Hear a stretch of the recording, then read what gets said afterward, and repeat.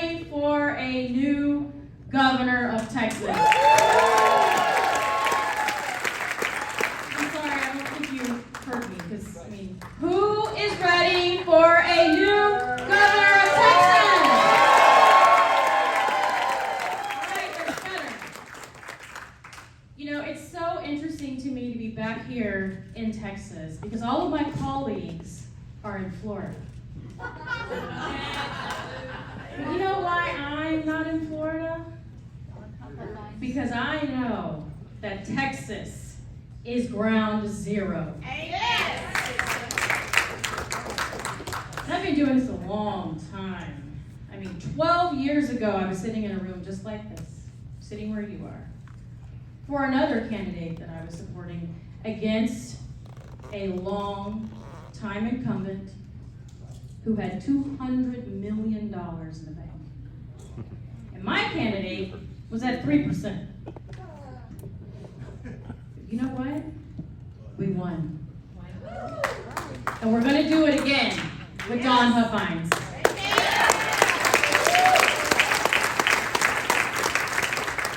And usually I would think, well, we've got a lot of strong conservatives in Texas. I can go with my colleagues, continue the fight at the national level. So I'm going to share some information with you today that's going to be very, very disturbing, disheartening, and it even might make you feel a little hopeless. But then I promise I'll tell you how we can fix it. Because the federal government is gone. It is lost. There is no saving it, there is no fixing it, and there is no draining it. Because the one person that could have and should have done all of those things couldn't get it done. And there will be no one else like that in our lifetime. So I'm here to tell you that it's gone. Here's the good news. We come from a foundation of founding fathers who gave us the greatest tools in all of humanity, right there in the Constitution. Which means all of the power in our country comes from you, the people. And it's so sad to me, especially being a grassroots person, that we were on this trip in the grassroots. It was one of the original founders of the Tea Party movement. Any Tea Partiers in the room? We started that process of getting back to the basics, of taking care of our local level, holding our state officials accountable, and we did a clean sweep with the exception of the one we're about to sweep this cycle. But then when Trump got elected, we sort of just said, oh, finally, he'll go fix it. He'll do it. And he fought like hell. Fought everyone, every party, every country, every evil spirit you can think of, he had to take it on. And ultimately, along the way, he empowered some bad people. Didn't remove some bad people. Didn't do the necessary things that he should have done to help correct the course.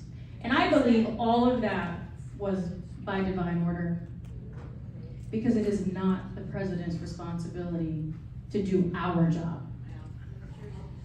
We are the ones who are supposed to hold politicians accountable, us.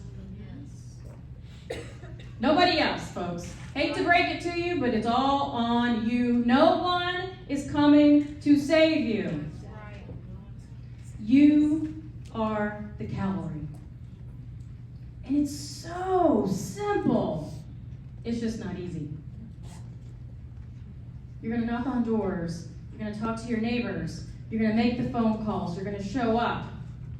You're going to represent constitutional freedom and liberty. And there's a few folks in this race. As a grassroots person, I love a good primary. But there's one that always stands out. When Don Huffines is changing policy in Austin just for existing, I think you're backing the right candidate, right? I mean, it's amazing to me. 30 years Abbott has been in Austin. 30 years being paid by you. And he couldn't have the instincts to know that critical race theory is probably not a good idea.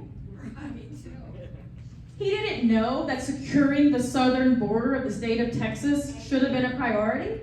From day one. In fact, his first priority when he became governor was to expand pre-K. Yeah.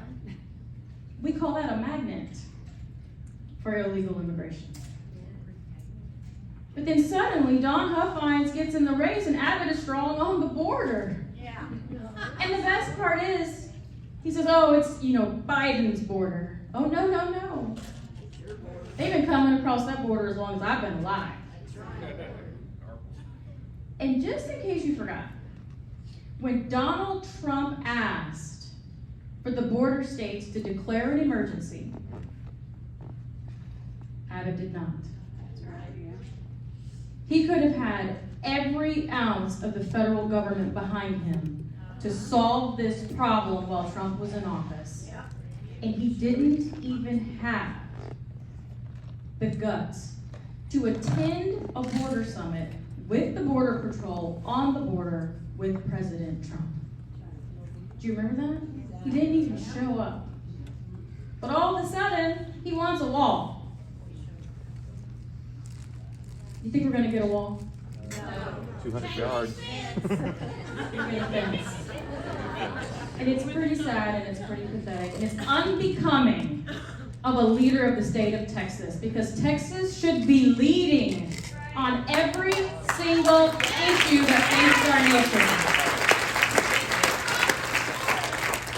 But instead, we're in the shadows of Florida. Exactly. We're in the shadows of Governor Nome. Do you know she never shut down her state? She did it for her. No, absolutely. Not once. Not once did she close down her state. We broke the country the second that decision was made. And we'll likely never recover from that. But again, the good news is, if you have a strong governor, who cares what the federal government says? We're not going to ask for permission to protect ourselves, our families, to keep our businesses open, to go to church. Can you believe that in Texas, the governor closed the churches? I mean, every time you turn on the TV, you wonder what world we're living in. But now we've got to ask ourselves, what state are we living in? When we're actually debating whether or not we should do sex changes on 6-year-olds? Yeah. Oh my God. I mean, how is that even a thing? Why are we even having this type of discussion? Like, this should be a non-issue. But yet we're having all of these crazy decisions being made at the level of our politicians, which are simply just really common sense. No, you should not do sex changes on children. No, absolutely not. In fact, those parents need to be held accountable for trying.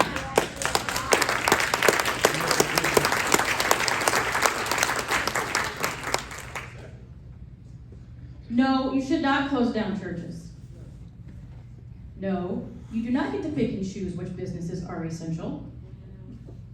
I mean, mom and pops can easily put a little red X on their floor in their restaurant, but all the corporations remained open. How illogical is all of this? And I tell people all the time, you have to suspend all logic and all reason to be okay with what's happening today. People are literally on their way to their 5th vaccine shot. Yeah. Oh my God. 5. Like it's no big deal. I mean, could you imagine being so brainwashed that you're literally standing in line to get injected with an experimental drug for the 5th time? Because it didn't work the first time. or the second time, or the third time, or the fourth time. But hey, maybe this time you'll be, safe.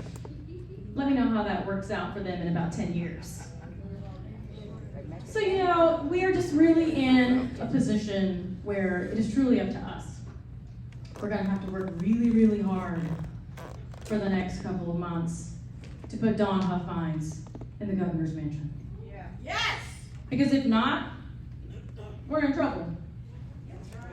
Because right now we got a guy who doesn't really want to do anything unless the polls say do something. Yeah. China. We need somebody that has the instincts of a statesman.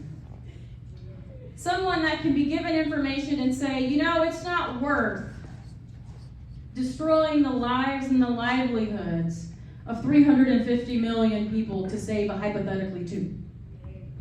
It didn't make sense then, it doesn't make sense now, and it is not acceptable in this country. But I believe a lot of people are waking up.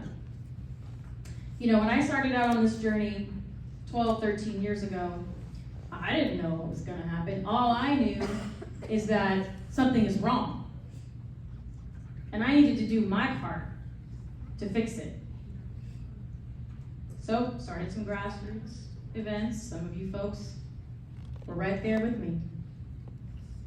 We went all over the state, eventually went all over the country. Ended up getting, dozens of congressmen elected, several senators elected. And they would always say, oh, well, we just had the House and the Senate. Then we give them the House. And they say, oh, well, if we had the Senate and the White House, right? And then we give them the Senate, like, oh, we can't do anything until we get the White House. And then we give them the White House, and what happened? Nothing. We had a party that for maybe practically a decade say, we're going to repeal and replace Obamacare. But we need the White House. Remember that? And we gave them the White House. And what'd they do? Exactly. But I say that to you because there are so many people who get comfortable with who is representing them. They always want to point the finger. Well, my person is good. We go to Thanksgiving together, our kids go to school together, and they keep electing these people over and over again because at one point in their lives they had a feel-good moment with them. Those are the politicians who are the problems. And so what I want to tell you today is there should be one issue that you vote on from here on out, because it is not going to get any easier. And that one issue that you should measure every city councilman, every state representative, every state senator, every congressman, every statewide official, and most importantly, your governor, because your state is the first line of defense against an overreaching federal government. That one issue is freedom. Forget about all the rest. I'm pro-life, no exceptions as well. Okay? I'm a conservative through and through. But that's not enough anymore. The number one issue for everyone in this room moving forward should simply be freedom. Because once you lose your freedom, none of the other issues matter. Are you hearing me? Yeah.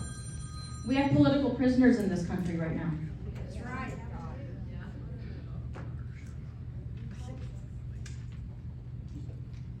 One of them was a young boy who the judge denied bail because he was homeschooled. Didn't want to put him back in that home. This is happening today in the United States of America. Think about that. That could have been your son, your nephew, your brother, your father. And we've got people who can actually do something about it that are just hanging out, waiting until the next election cycle. Yep. Making their money and waiting for that pension That's exactly right. that they shouldn't be getting to begin with. But it's our fault, collectively, as citizens, because we don't hold these people accountable. So I am telling you right now, freedom should be the one issue that you should vote on. And I don't know about you, but I know that when I go to sleep at night, if Don Huffines is my governor, I don't have to worry about that.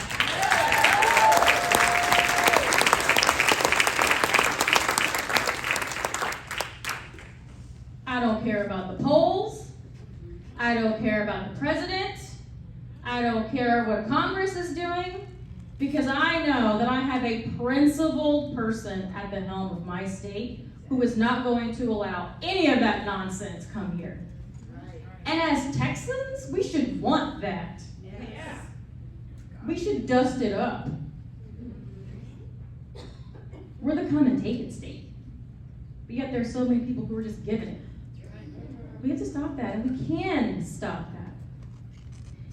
And so when I ended up going all over the country with President Trump, I got to tell you, I've seen a lot of things.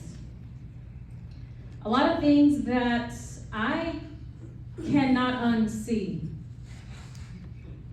I wish I could. But there are forces out there who are against you that you haven't seen yet, that you haven't felt yet, that you haven't even seen on TV yet. And they're coming. And they look like you, they look like me, but they're coming. And they're well funded, and they're organized. And they're all friends with big tech. And they're all gonna come with solutions to our problems that they created. And they're gonna make it sound really good. And that's why we have to stay prayed up, so we can discern who these people are when they come into our communities. So that we can continue to stand behind people like Don Huffines and put them in places of office. And get out those other politicians who are failing. And here's how I'm going to tell you how to seek those people out. The politicians who are in office, if they are not making headlines, they need to go. They're not fighting hard enough. I'll say it again. If they are not making headlines, they are not fighting hard enough. Amen. Use that as a measure going forward. Anybody that's complacent, that's going along, that's fine, get rid of them. Because I'll tell you what, the left, if you think they're just going to sit there and let things be, you haven't been paying attention. That's right. They put activists at every single level. And we focus on our friends and our families, who we have favors to. You know, our donors don't even contribute to the cause. So it's all on us. But we have the ability to take back all of the power, all of the control, and all of the authority. Because that's how our founders designed it. So we have to remind people that we can actually get out there and make a change. And you can do it in one election cycle. Just one. And hopefully some people in other states will realize they have recall and they should use it. In the state of Texas, we have people, we should push for recall measures. Just in case we have an elected official that gets out of line, we can pull them right out. Because we, the people, have the right to revoke our consent. And we have the tools and the means and the resources to do so. So a little thing about Trump, people always want to know. Yes, he likes McDonald's.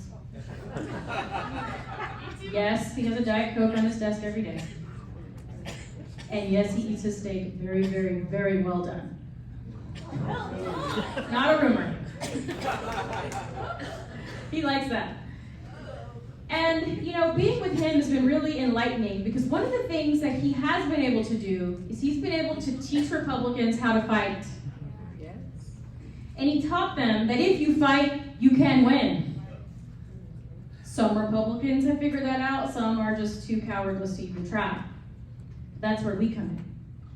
We should only now elect fighters, period. Because we're going to fight. And like I said, it's not going to get any easier. And whenever they would come to Trump and say, oh, well, you know, Mr. Trump, you can't do this because, you know, we haven't done it this way and we can't find a way to do that. He would look at them in the eye and say, I don't care. Go figure it out. Thank God. Figure it out. The man didn't like to be told no. And that's what we need. Because we've been doing the same thing over and over again, expecting a different result. And what is that called? Exactly. Great Habits been in Austin for 30 years. 30 years, and things are getting worse. That's the key. Things are getting worse. So I'm actually back in Texas to get on the front lines with all of you to take on this habit machine, which, by the way, isn't a machine. You know, it's all hype. It's all hype. People outside of Texas, they think, oh, habit's strong, and then I spend about 6 minutes explaining things, and they're like, oh my gosh, are you serious? And I say, yeah, it's a disaster. But now we have an opportunity to get a governor that's not only going to lead this state where we need it to go in the future, but is going to bring back our swagger. When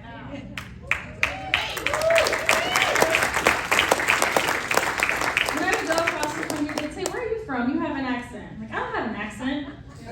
Like, yeah, you have an accent. It's like, I'm from Texas. And I'm like, oh, okay.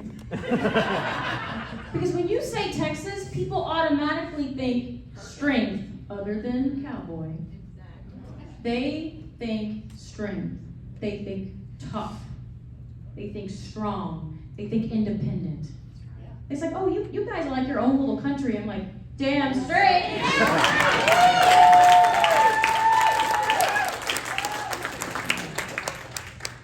I say it every time. Because it's true. We have a certain pride in Texas. And people all over the country know it. And we're going to lose that if we don't change our leadership. We can't let Governor Ron DeSantis be the example of freedom, of liberty, of common sense solutions. I mean, I'm embarrassed to be in the shadows of Florida, to be in the shadows of any state. I mean, it is truly embarrassing. Every time DeSantis comes up and says something or tweets, I'm like, man, this sucks. And I've always been a proud Texan. I'm still a proud Texan. That's why I'm here fighting. And now I know everybody's going to say, why did Trump endorse habit? Why? Yeah, I said it for you.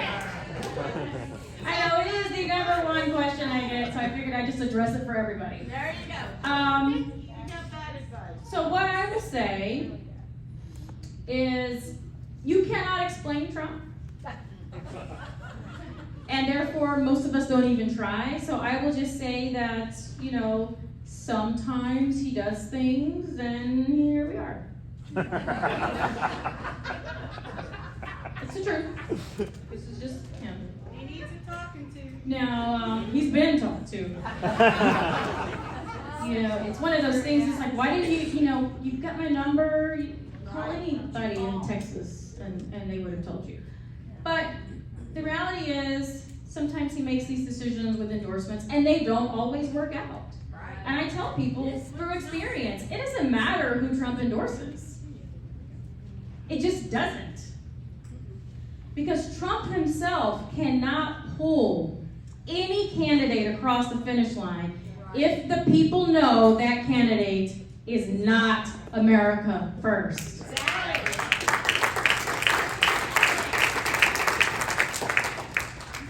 Because if he could, we'd have Senator Loeffler, Senator Perdue, Congresswoman Wright. I mean, these things are just out there. So all I'm saying is don't put too much weight on that.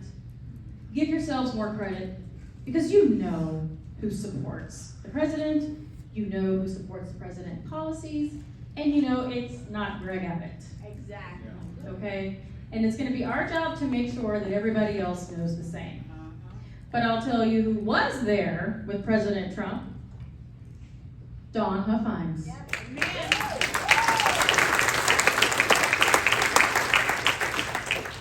Dawn Huffines' kids worked with me on the Trump campaign. Where are you guys at?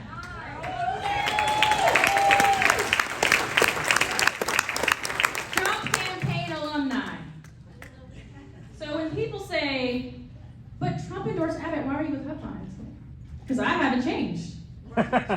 I'm still going to support the most conservative candidate in the race, and that is Don Huffines.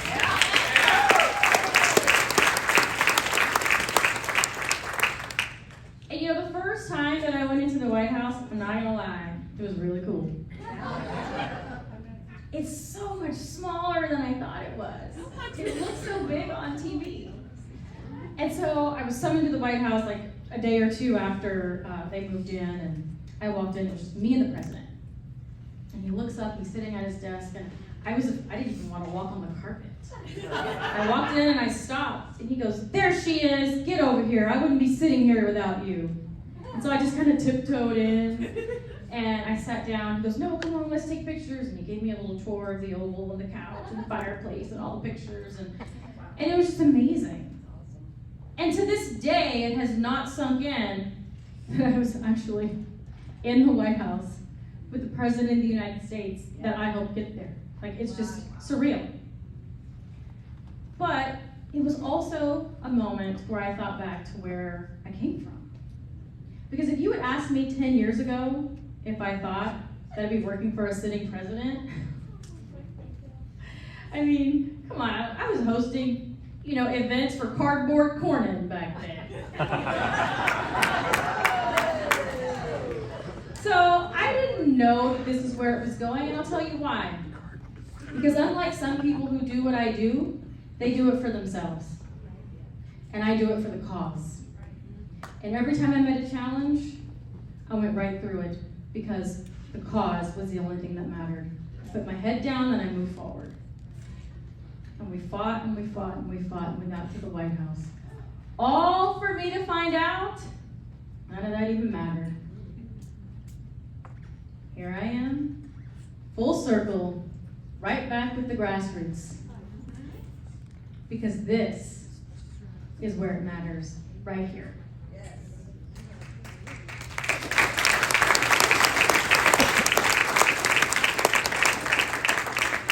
And I'm not gonna like it, it was kind of fun being on Air Force One. Calling up family members and friends from the military, you know, just having fun on the phone. It was the coolest thing ever. But the journey itself was incredible. To go from grassroots, knocking on doors, making phone calls, getting folks elected, all the way up to the White House, to be sitting in a conference room on Air Force One with the President of the United States, having an influence on decisions that would impact not just my state, not just my country, but the entire world. I don't have the words to describe how that feels. But what I can tell you is what I know, even after all of that, the only thing that matters is grassroots. Grassroots is the way, the only way, to save our country. It is absolutely it. I'm telling you, I have been there. I have done that at every single level. And it all comes back to the grassroots. So I want to thank you, and I want to applaud you for your efforts, and to tell you that you are actually on the leading edge of what our country is about to become. And you don't know it yet, because you don't know where you're going to be 10 years from now. But as I come back in time, I will tell you that this is where it begins. The fight will begin here, and it will be by getting Don Huffines elected as the next governor of the state of Texas. So